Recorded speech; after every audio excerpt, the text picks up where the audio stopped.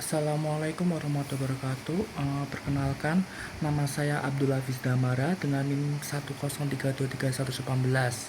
Nah, hari ini kita akan membedah topik yang sangat krusial dalam dinamika demokrasi lokal kita, yaitu analisis yuridis bab 23 dan bab 24 Undang-Undang Pilkada nomor 1 dan nomor 10 tahun 2015 dan 2016. Nah, dua bab ini ibarat dua sisi mata uang, teman-teman. Yang satu mengatur stabilitas kekuasaan dan yang satunya lagi menjadi benteng hukum untuk menjaga integritas suara rakyat. Nah, itu mari kita masuk ke bab 23 yang mengatur tentang mekanisme pengisian kekosongan jabatan wakil kepala daerah. Secara regulasi, pasca revisi Undang-Undang Nomor 10 Tahun 2016, terjadi pergeseran paradigma. Pengisian posisi wakil kepala daerah tidak lagi menjadi hak prerogatif penuh dari gubernur, bupati, atau wali kota. Mekanismenya itu dikembalikan melalui pemilihan di DPRD berdasarkan usulan dari partai politik pengusung.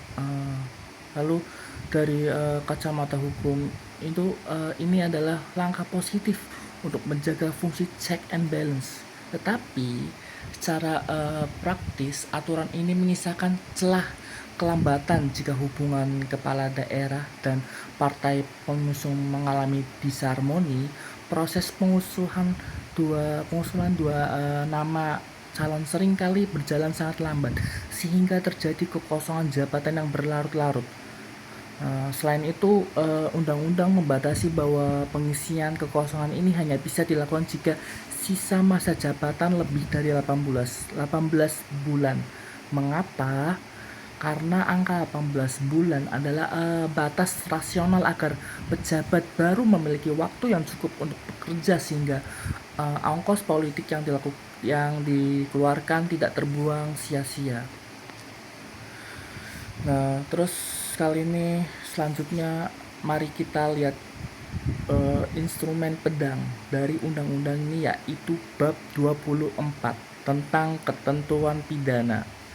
Nah, salah satu lompatan terbesar di bab ini ialah kriminalisasi politik uang yang menyasar kedua belah pihak, baik pemberi maupun penerima imbalan pendekatan atau efek jerah ini secara teoritis itu sangat agresif untuk memotong rantai transaksi di akar rumput.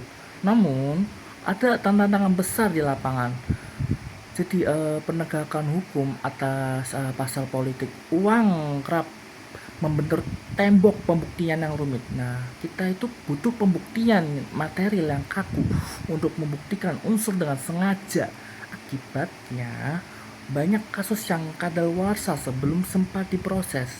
Nah, belum lagi ada tantangan kelembagaan seperti sentra Gakumdu yang menyatukan Bawaslu, terus kepolisian dan kejaksaan. Waktu penyelidikan yang sangat sempit dan potensi adanya ego sektoral akibat perbedaan penafsiran hukum antara KUHAP dan konvensional dan hukum pemilu seringkali menjadi batu sandungan. Nah, seperti itu teman-teman. Jadi sebagai kesimpulan, secara yuridis dogmatis bab 23 telah berhasil menjaga agar roda pemerintahan di daerah tetap berjalan di rel konstitusional, dan bab 24 sudah sangat komprehensif memetakan jenis-jenis kejahatan pemilu. Nah, namun tantangan terbesar kita hari ini bukanlah pada substansi hukumnya, melainkan pada struktur hukum aparat penegak kita serta budaya hukum masyarakat kita yang harus terus diubah agar tidak lagi permisif terhadap pelanggaran pemilu.